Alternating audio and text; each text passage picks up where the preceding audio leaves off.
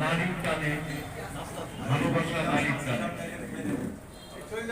এক হতভাগ পিতা সন্তানের কাছে আকুতি করেছে, আমি বাবা হয়ে তোমাকে কিছু বলতে চাই, যে কথা তোমাকে কেউ বলবে না। তুমি যখন পৃথিবীতে ভূমিষ্ঠ হলে সেদিন আমার সারা রাত ঘুম আসেনি। তোমাকে একটি পিঁপড়া কামড় দিলেও নিজেকে রক্ষা করার মতো ক্ষমতা ছিল না। শুধু হাত পা চাপাচাপি করে তুমি পৃথিবীতে এসেছো জানার জেনে।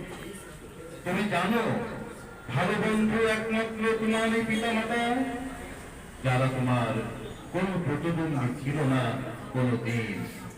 নারীর টানে তোমাকে ভালোবেসেছে, নিঃস্বার্থ ভাবে দায়িত্ব নিয়ে তোমাকে বড় করেছে। মনে রেখো, প্রেম ভালোবাসা ক্ষণস্থায়ী এবং এবং কেউ ছেড়ে গেলে বিষণ্ণ হয়ে না, অনুরাগ বিবন্ন হয়ে যাবে।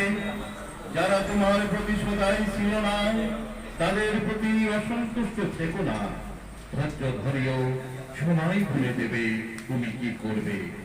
যাদের আপনজন ভেবেছিলে তোমাদের বিপদে, তাদের কাছে টাকা ধার চাইবে বলে ভেবে তোমার দুর্দিনে সব হিতকাঙ্ক্ষীরা পাশ থেকে সরে যাবে।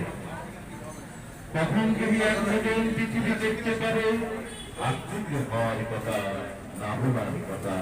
তবুও সত্য চিরন্তন, সত্য না ভোলার কথা।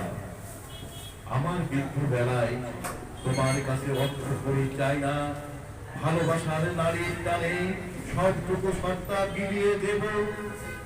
যত জ্ঞান অর্জন করো তোমার জীবনের অস্ত্র হবে, অলংকার হবে।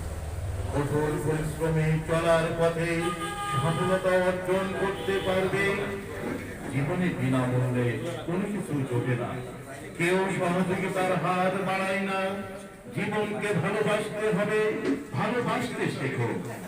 তুমি কি চিরকাল দরিদ্র থাকবে না বড়লোক হবে, এই সিদ্ধান্ত তোমাকে নিতে হবে। নিজের পায়ে দাঁড়াতে হবে, জীবনকে ভালোবাসতে হবে, ভালোবাসতে শেখো। এই নশ্বর পৃথিবী ছেড়ে আমিও তোমার মা একদিন চলে যাব। তোমার কাছে কিছু চাওয়া পাওয়ার নেই এই হতভাগা পিতার, তবে তোমার কাছে একটুখানি আকুতি রেখে গেলাম। সেই বাবা মার কবরের পাশে দাঁড়িয়ে দুহাত তুলে ঈশার দিনের সৃষ্টিকর্তার কাছে ক্ষমা চেয়ে প্রার্থনা করো। তবে বাবা মা বেঁচে থাকবে চিরকাল তোমার জীবনের অস্তিত্বে। সকলকে ধন্যবাদ। এবারে কবিতা আবৃত্তি করবেন সাহিত্য চত্বরে সাংগঠনিক